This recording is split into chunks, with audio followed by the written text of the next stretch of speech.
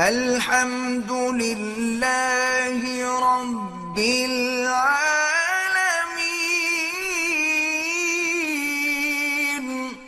اللہ کا نوٹ اللہ کی راہ میں خرچ کرنے ہیں، اور شیطان کہے گا کیا کر رہے ہو، اتنی محنت سے کمائے ہیں، اتنی محنت سے کمائے ہیں، کیسے دے دوں؟ دیکھو نبی نے کیا فرمایا، بہترین صدقہ کون سا ہے؟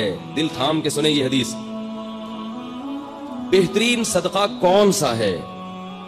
فرمایا تأمل الغنا وتخشى الفقر، وہ صدقہ کہ رقم خرچ کرنے کے وقت تمہیں یہ خیال ہو کہ اگر میں نے یہ پیسے خرچ نہیں کیے تو ان پیسوں سے مزید پیسہ بنا سکتا ہوں، ان پیسوں سے مزید پیسہ بنا سکتا ہوں۔ تأمل الغنا، امید غنا کی کہ یار یہ اگر میں نے روک لیا نا تو ایسے مواقع آئیں گے جن میں انویسٹ کر کے نوٹ پہ نوٹ چھاپ لوں گا، تو اس پیسے سے انسان کو زیادہ محبت ہوتی ہے۔ دوسری چیز اس میں یہ ہو تخشى الفقر، اگر ابھی خرچ کیا تو موجودہ حالت سے نیچے بھی آ سکتا ہوں، صرف امیدیں نہیں ہیں، خطرات بھی ہیں۔ تأمل الغنا وتخشى الفقر، اور فرمایا ان تکون صحیحا شحیحا، صحت مند بھی ہو، ورنہ بعض دفعہ بڑھاپے میں انسان خوب صدقات و خیرات شروع کرتا ہے، اس کو پتا ہے اب میں دنیا سے جا رہا ہوں، یہ پیسہ میرے کام نہیں آئے گا، بچوں سے بنتی نہیں ہے، ان کو محروم کرنا ہے، تو یہ فلانے مدرسے میں دے دو اور فلاں مسجد میں دے دو۔ صحیح کا مطلب بالکل جوان ہٹا کٹا، ابھی کھانے پینے کی، لائف کو انجوائے کرنے کی عمر ہے۔ یہ میں نہیں کہہ رہا بھائی، مجھ پہ کیوں غصے ہو رہے ہیں؟ میں تھوڑی کہہ رہا ہوں، یہ کون کہہ رہا ہے؟ رسول اللہ، اللہ کے سفیر جو دنیا میں اللہ کا پیغام لے کر آئے تھے، صحیحاً صحت مند ہٹا کٹا، اور آج تو بڑھاپے میں نہیں کرتے، پاؤں قبر میں لٹکے ہوئے ہوتے ہیں، پھر بھی میرا پیسہ میرا پیسہ میرا پیسہ، لیکن جوانی میں کرنا اور مشکل ہے۔ ان تکون صحیحاً، 4 شرطیں۔ دوسرا شحیحاً، شحیح، طبیعت میں کیا ہو؟ بخل ہو، جان نکل رہی ہو روکڑا، یعنی اپنی طبیعت بھی نہ آمادہ ہو رہی ہو۔ بعض دفعہ انسان میں ساری صفات ہوتی ہیں اور دل خرچ کر رہا ہوتا ہے اڑانے کا، ویسے ہی شو مارنے کے لیے، یا ویسے ہی کبھی کبھار موڈ اچھا ہوتا ہے نا انسان کا، آدمی کھلا دیتا ہے، بعد میں کہتا ہے یار یہ میں نے کیا کر دیا، اس دن میں نے اتنا پبلک کو اتنا کھلا دیا یار میں تو مفروض ہو گیا، لیکن اس وقت جوش آیا ہوا تھا۔ فرمایا جوشیلی طبیعت نہ ہو، بلکہ شح کا کیا مطلب ہے؟ اندر طبیعت میں انقباض پیدا ہو رہا ہو، طبیعت یار کیا، جیسے نوٹ نکلتے ہوئے ایسا لگ رہا ہو جیسے کوئی کھال نکال رہا ہے آپ کی، کوئی کھال ادھیڑ رہا ہے، ایسے نوٹ ادھر رہا ہو۔ فرمایا یہ جو 4 صفتیں جس صدقے میں پائی جائیں گی اس سے بہتر صدقہ بولو بھائی کوئی بھی نہیں۔ اور ہمارا صدقہ کیا ہوتا ہے؟ یہ والا نوٹ دے رہے ہیں کیونکہ یہ ویسے ہی اضافی ہے، اس میں کوئی کاروبار تو میں کر نہیں سکتا، ٹھیک ہے نا۔ نمبر 2، اتنا زبردست مولوی صاحب کا بیان سنے ایک دم جوش پیدا ہو گیا ہے، اور مولوی صاحب نے بتایا تھا کہ یہ صدقہ کرو گے تو گھر میں وہ جو بلا ہے نا وہ ٹل جائے گی، ساس کا انتقال ہو جائے گا، اللہ نہ کرے، بعض لوگوں کے لیے ساسیں بلائیں ہیں، یا کسی کی ساس ٹھیک ہو جائے گی، بھائی وہ پریشان تھا، ساس ٹھیک کرنا چاہتا تھا، ٹھیک ہو جائے گی، تو یہ سب ہو جائے گا۔ ہم جو صدقے کرتے ہیں نا، اللہ کو تو راضی کرنا مقصد ہی نہیں ہوتا، بلائیں ٹالنا مقصد ہوتا ہے، وہ بھی ٹھیک ہے، بلائیں بھی ٹلتی ہیں، بلائیں ٹالنے کے لیے بھی کرنا چاہیے، لیکن پہلی چیز کیا ہونی چاہیے؟ اللہ کی رضا، اللہ خوش ہو جائے، اللہ مجھ سے آخرت کے عذاب کو دور کر دے، میں آج لوگوں کی حاجت پوری کروں گا، اللہ کل قیامت میں میری حاجت پوری کر دے۔ تو بھائی ٹھیک ہے، یہ والا نہیں ہوتا، اس سے نیچے درجے کا صدقہ کر لو، لیکن حدیث میں آتا ہے رسول اللہ صلی اللہ علیہ وسلم رمضان میں سخاوت کے دریا بن جایا کرتے تھے، سخاوت کے دریا۔ عجیب بات ہے، لیلۃ القدر میں لوگ تلاوت بھی کرتے ہیں، نماز بھی پڑھتے ہیں، صدقات و خیرات نہیں کرتے، حالانکہ عبادت میں تو صدقہ ایک مستقل عبادت ہے، تو لیلۃ القدر میں بھی عبادت صدقات و خیرات والی کیا کریں۔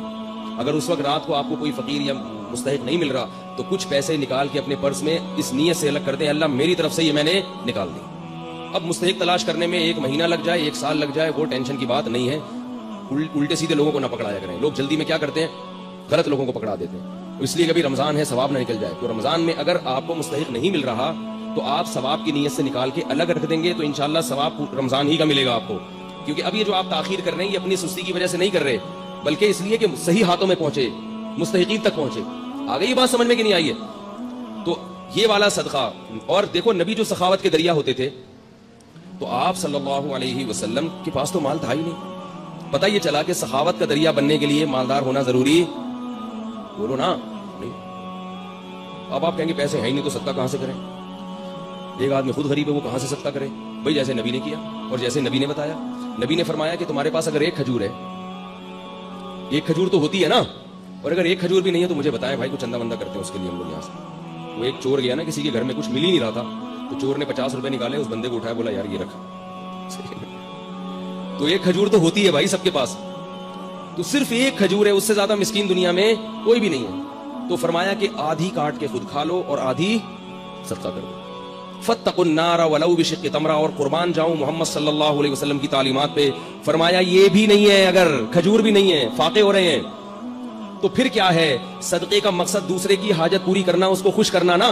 तो फरमाया अंतल का अखा का बिवजहिन तलीक, मुस्कुरा के बात कर लो लोगों से, ऐसी बात कर लो जिससे लोग खुश हो जाए। लोग मुझे कहते हैं ना आप जुम्मे के बयान में हंसाते बहुत हैं, इसलिए हंसाता हूं कि लोग घर में रो रहे हैं, घर में रो रहे हैं, बीवियों से लड़ाइयां, अब्बा से नहीं बन रही, चाचे से नहीं बन रही, वो विरासत खा गया, वो ये कर दिया, उसने ये धमकी दे दी, बाहर निकलेगा मोबाइल छीन के कोई। अभी जुम्मे में आते हुए कितने लोगों के मोबाइल गायब हो जाते हैं, रोता रोता मस्जिद में आता है। इमाम साहब भी अगर रुलाएंगे तो कहां जाएगी आवाम भाई?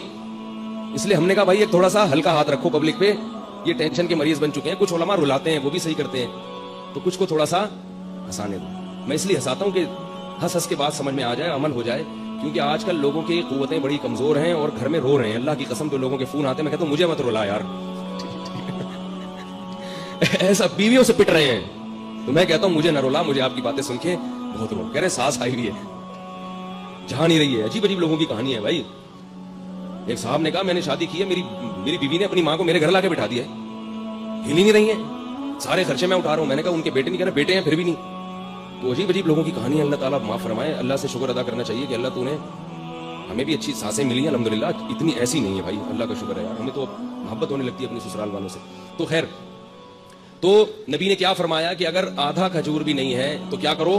मुस्कुरा के बात। ये तो हो सकता है ना भाई, खाम खाम नाक पे मक्खी मत बिठा के रखो, जो मिले जरा अच्छी तरह, और भाई अस्सलाम वालेकुम, क्या हाल है भाई, कहाँ गए हो, इतने दिनों से बड़े याद आ रहे थे, वो बेचारा खुश हो जाता है इससे।